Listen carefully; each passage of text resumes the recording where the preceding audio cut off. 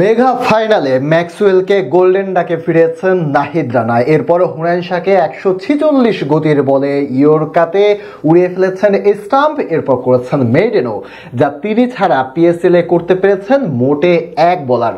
Mega ফাইনালে দুর্দান্ত bowling Nahid রানার ঘুরে দাঁড়িয়েছে পেশোয়ার জালমি, তাতে জয়ও পেয়েছে পেশোয়ারের দুর্দান্ত জয় আর নাহিদ রানের আগুন ঝরানো বোলিং নিয়ে আরো বিস্তারিত জানাবো প্রতিবেদনে।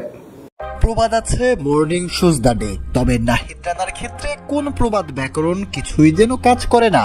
বোলিং দক্ষতায় নাহিদ বিরল প্রবাদেও দিলেন তার ছাপ। পিএসএল যে আগুন রেখে গিয়েছিলেন নাহিদ, লাহোরের গাদ্দাফি স্টেডিয়াম আরও একবার অনুভব করেছে তারই তাপ। আর সেখানে রীতিমতো পুরে অঙ্গার হায়দ্রাবাদ কিংসম্যান। আসলে টানা জয় ফাইনালে আসা হায়দ্রাবাদ এদিন শুরুটাও ভালো করেছিল। শুরুতে লাবুশানেও স্যাম আইয়ুব করেন দুর্দান্ত শুরু, এরপর অবশ্য আসে ব্রেক থ্রু। তবে প্রথম 7 ওভারে ভালোই আগাচ্ছিল হায়দ্রাবাদ, এরপরে ঝড়ের শুরু নাহিদের। এদিন শুরুর ওভারে ভালো করেননি নাহিদ। ওই যে মর্নিং শুজ দ্য ডে এর প্রবাদ, সেটাকে হয়তো ভুল প্রমাণ করতেই করেছেন এমন কিছু। স্যাম আইয়ুবের কাছে 4 ও 6 হজম করেছেন, দিয়েছেন 13 রান। মারমুখী হায়দ্রাবাদকে তখন থামানোই যাচ্ছিল না। তবে দ্বিতীয় ওভারে এসে ভেলকি দেখানো শুরু করেন নাহিদ। ওভারের শুরুর বলে ফেরান আসরের অন্যতম বড় স্টার গ্লেন ম্যাক্সওয়েলকে। ও যে এই হার্ড হিটার ও সুপারস্টার নাহিদের কাছে টিকতে পেরেছেন মোটে এক বল। তার বাউন্সার সামলাতে না পেরে ক্যাচ দেন ফারহান ইউসুফের আগে, তাই রান করাবার আগে বিদায় মেক্সির। আসলে সবচেয়ে বড় উইকেট পেয়েই কিনা নাহিদের পর জ্বলে উঠলেন আরো ক্ষুধার পরে।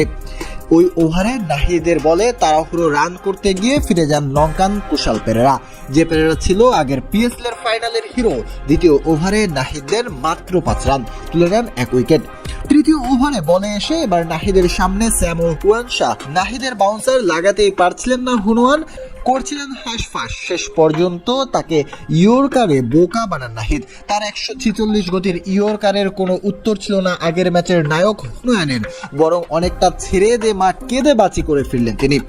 উপায়ন্তর না দেখে নাহিদের বলে স্ট্রাইক রাখার চেষ্টা করেন স্যাম আইয়ুব, তবে তার এজ হওয়া বল ফাইন লেগে গেলে সেখান থেকে ডাবল নেওয়া সম্ভব হয়নি এই ব্যাটারের। ফলে 1 রান নিয়ে দিতে হয় মোহাম্মদ আলীকে। এরপর আলীকে ইয়র্কার ও বাউন্সারে পরীক্ষা নেন রানা, সেটা কোনো রকম ফিরিয়ে দেন তিনি। তবে চোখে মুখে শঙ্কা ছিল স্পষ্ট, একটু নো বল দিলেও শেষ ওভারে নাহিদ দেন মাত্র ওভার, অর্থাৎ তৃতীয় ওভার ছিল তার মেইডেন উইকেট। শুরুর ওভারে 13 রান দিলেও নাহিদ স্পেল শেষ করেছে মাত্র 22 রান দিয়ে, তুলে নিয়েছেন 2 উইকেট। শেষ পর্যন্ত এটাই হয়ে যায় পেশোয়ারের জয়ের অন্যতম ভিত্তি। ফাইনালে 130 রানের মামুলি টার্গেট আসে পেশোয়ারের, যে লক্ষ্য বাবর আজমদের দল জয় পায় হেসে খেলেই। আর প্রথমবারের মতো পিএসএল এ মাঠে নেমে শিরোপার স্বাদ নাহিদের। একই সাথে নাহিদ কল্যাণে তামিম শরীফুলরাও পেল বাইরের লিগে প্রথম শিরোপার স্বাদ।